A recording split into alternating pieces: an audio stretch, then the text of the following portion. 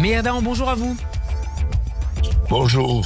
Et merci d'avoir accepté notre invitation. Vous êtes colonel de réserve israélien au sein de Tsahal. Je commence avec vous sur la situation dans le Nord et cette information de ce début d'après-midi. L'armée de l'air de Tsahal a éliminé un membre de la force Radwan du Hezbollah au sud Liban, dans la région de Tyr. Israël, qui se maintient toujours sur 5 positions, 5 collines dites stratégiques dans la zone avec l'accord américain. Cette frappe, Meir Dahan, confirme la volonté israélienne de maintenir ses opérations contre le Hezbollah et pour assurer la sécurité du nord d'Israël.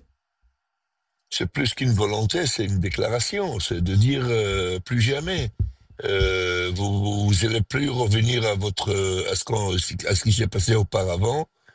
Qu'on néglige certains points afin qu'ils finissent par un renforcement et une infrastructure plus importante qu'elle est aujourd'hui. D'ailleurs, Israël se trouve non seulement sur 5 points, comme vous venez de dire, mais aussi il y a toute une bande de presque quelques centaines de mètres tenus complètement isolés. Donc, on insiste là-dessus et c'est très clair. Alors justement sur cette zone tampon que vous évoquez, Meir Dahan, il y a quelques jours, à la fin du mois de février, le ministre israélien de la Défense, Israël Katz, avait déclaré qu'Israël avait reçu le feu vert des États-Unis et de l'administration Trump pour rester dans cette zone tampon au sud-Liban. Et ce, je le cite, et les mots sont importants, sans limite de temps, en fonction de la situation. Est-ce que tout ça doit permettre d'assurer le retour pérenne des habitants du nord d'Israël, sujet qui sera d'ailleurs au menu de la réunion du gouvernement israélien ce soir? Eh ben, le retour des citoyens du Nord, d'ailleurs, je dois dire entre guillemets que c'était une grande erreur de les évacuer dès le départ. Pourquoi? Mais bon, parce que s'il fallait pas, c'est des habitants, ils doivent rester à leur place, c'est à l'armée d'assurer leur présence. Mais bon, c'est déjà fait, on est après. Et ils sont tous officiellement revenus le 1er mars, donc à partir d'hier, ils sont tous de retour. Les avantages qu'ils avaient d'être évacués sont finis et ça y est, ils sont là.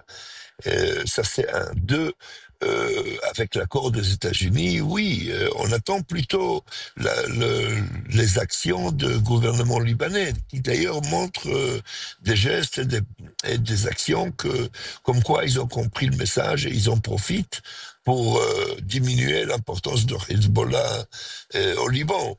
On est très contents de ça, on est très fiers.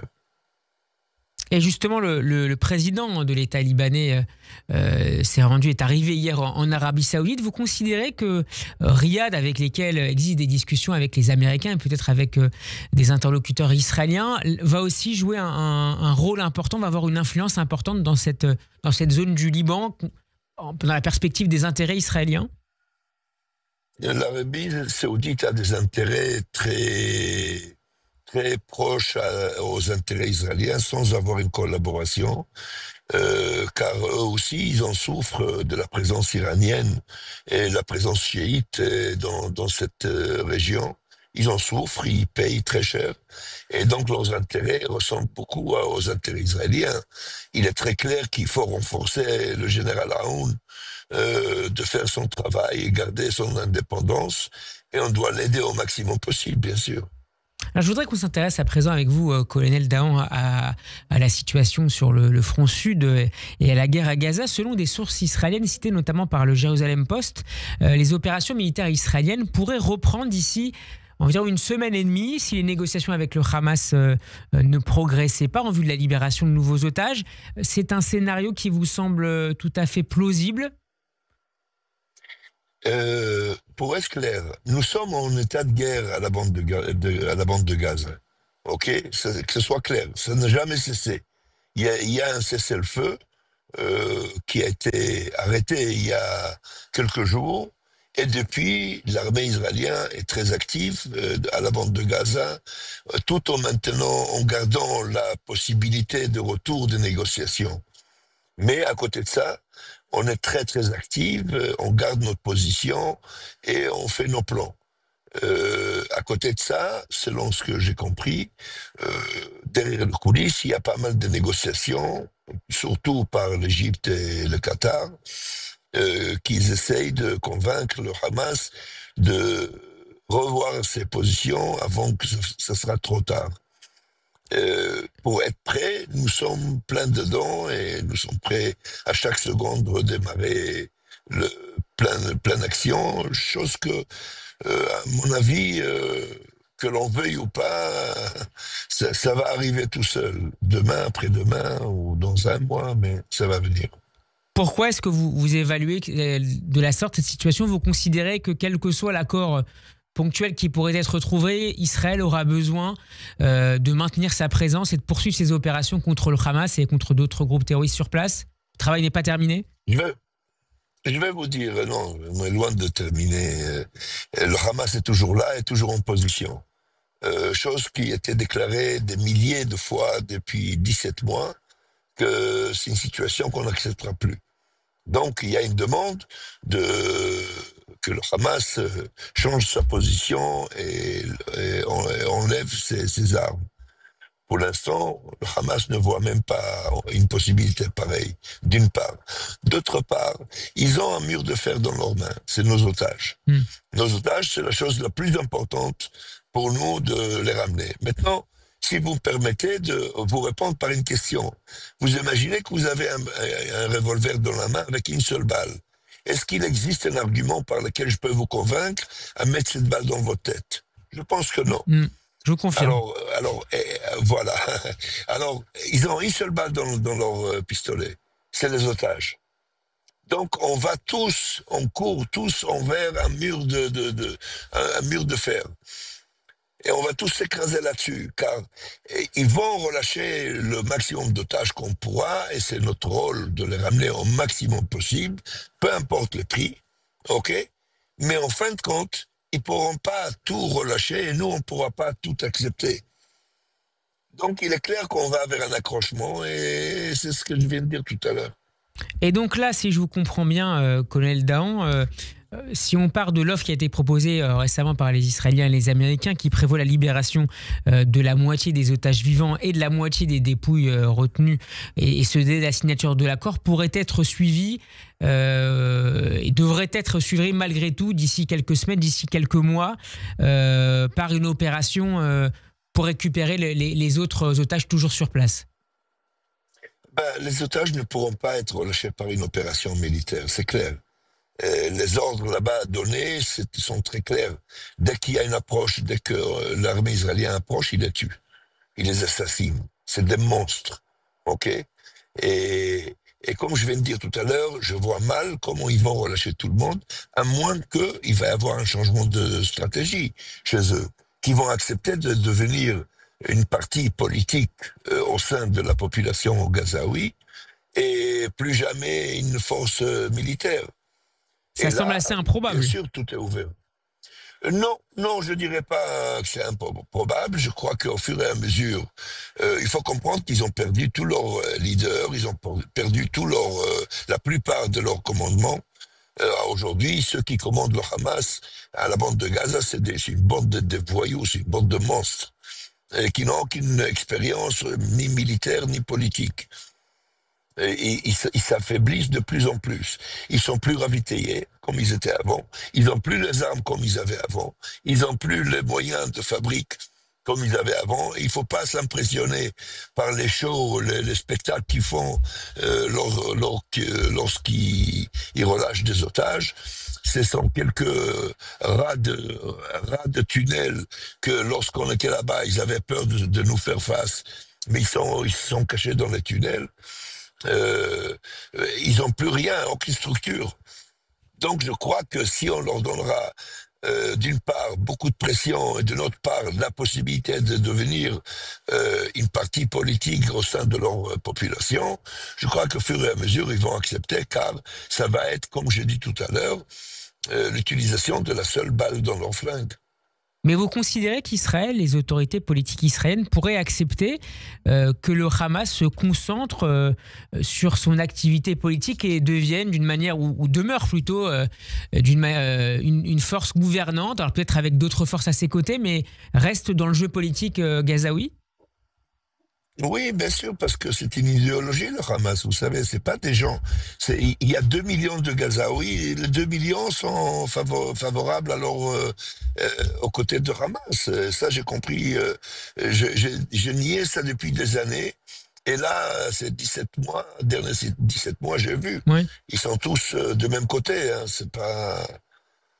C'est choquant, c'est gênant, mais c'est la situation.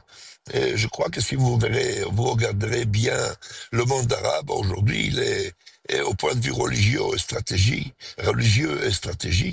il est très extrémiste dans sa façon de faire. Bon, c'est leur vie, c'est leur façon. De moment où ils nous mettent pas en danger et ils nous gênent pas, alors qu'ils fassent ce qu'ils veulent. On parlait tout à l'heure. Si vous voulez, si Oui. vous voulez, la bande de Gaza, le problème de la bande de Gaza est plutôt problème arabe que problème israélien, et c'est ce qu'on doit insister, que ça reste comme ça. Et Ça c'est pour reste ça que dans vous ça, le suivez, monde j'imagine, arabe. de très près comme nous, la réunion du sommet de la Ligue arabe, justement, qui est censé étudier le plan égyptien pour le futur de la bande de Gaza. Il va être assez décisif. Oui, ben, je suis très heureux, car ils sont sous stress. Ils comprennent qu'ils doivent ramener une solution sérieuse et faisable, car l'autre option, Trump l'a dit quelle est l'autre option. Alors elle est très radicale, euh, j'admets. Est-ce qu'elle est possible, faisable? Je sais pas. C'était Mais une à côté manière de de ça, faire c'est réagir dans... les capitales arabes pour qu'elles Voilà, proposent leur plan. voilà, voilà, tout à fait, tout à fait, tout à fait. C'est un problème arabe, plutôt. Il faut qu'on... si vous voulez, le grand changement qu'il y a eu depuis le 7 octobre, c'est qu'on a ramené les choses à être clair que c'est un problème arabe et il faut absolument pas que ça reste un problème israélien. Quelle est l'influence dans ces discussions, ces négociations et ces présentations de plans ou de propositions les unes après les autres? Quelle est l'influence de l'émissaire spécial américain au Moyen-Orient, Steve Witkoff, dont l'influence semble être assez considérable, et ce de la mise en application du premier accord il y a quelques semaines? Je vais vous dire, si vous voulez, je vous prends un peu de ce qui s'est passé avec Zelensky Le à dossier la ukrainien, oui. Maison-Blanche. Ouais. En 3 secondes, en 3 minutes, ils se sont mis à acharner sur lui. Et aujourd'hui, ça a été déclaré qu'ils ont arrêté toute l'aide militaire et Hmm. munitions qui a été envoyée envers l'Ukraine. OK. Alors, prenez ça comme exemple. À côté de ça, prenez un peu de chiffres. L'Égypte reçoit par an entre 3 et 5 milliards de dollars de l'aide des États-Unis. 100% de l'armée égyptienne est équipement américain. L'Arabie Saoudite, pareil. Le Qatar, bon, Qatar, c'est un coin. Influençable, mais un coin. On peut penser OK, également alors à prenez l'aide tout ça humanitaire ensemble. reçue par la Jordanie. Voilà. Bon, la Jordanie, c'est un acteur beaucoup moins important. Mais à côté de ça, prenez tous ces chiffres-là que je viens de dire. Et imaginez-vous ils prennent l'exemple de Zelensky devant leurs yeux, et voilà où l'influence vient tout de suite. Ils comprennent qu'ils jouent à l'extrême. Donc ils doivent absolument trouver une solution pour satisfaire les Américains, et entre autres, et bien sûr Israël. Et donc, c'est intéressant ce que vous nous expliquez, Myrdhan, à travers les accrochages très spectaculaires entre le président américain vendredi et Volodymyr Zelensky, et cette annonce la nuit dernière de la suspension de l'aide militaire américaine à l'Ukraine. C'est aussi un message qui est envoyé à l'ensemble des alliés américains, notamment au Moyen-Orient, pour qu'ils se plient aux desiderata de l'administration Trump. Tout à fait. C'est un exemple pour le monde entier, pour l'Europe, pour les pays arabes, pour tout le monde, pour dire on est là, on n'est pas là pour jouer. Vous voulez notre argent, vous voulez notre protection, vous voulez notre aide, et il y a des conditions dans lesquelles ça va être donné. Sinon, on va les arrêter. Pointe à la ligne. On ne joue plus le jeu diplomatique habituel, traditionnel. Ce qui s'est passé à la Maison Blanche l'autre jour, c'était vraiment extrême. C'est du jamais vu au point de vue politique. C'est, comme ils disent, politically correct. Trump, il n'est pas politically correct. Toute l'administration Trump lui ressemble et ils sont tous à l'extrême. Merci beaucoup, colonel. D'ailleurs, c'est quelque Oui. chose qu'Israël aussi doit prendre en considération pendant qu'on y est. Alors, vous savez, ça joue de tous les côtés, mais bon. Aujourd'hui, nous sommes dans une période où il n'y a que des solutions extrêmes qui peuvent tenir. Et les cartes sont rebattues. Merci beaucoup, colonel Meir Dayan, d'avoir été avec nous. Je rappelle que vous êtes colonel de réserve israélien. Notre échange est à retrouver sur radioj.fr en vidéo sur notre chaîne YouTube. Bon après-midi, à très bientôt.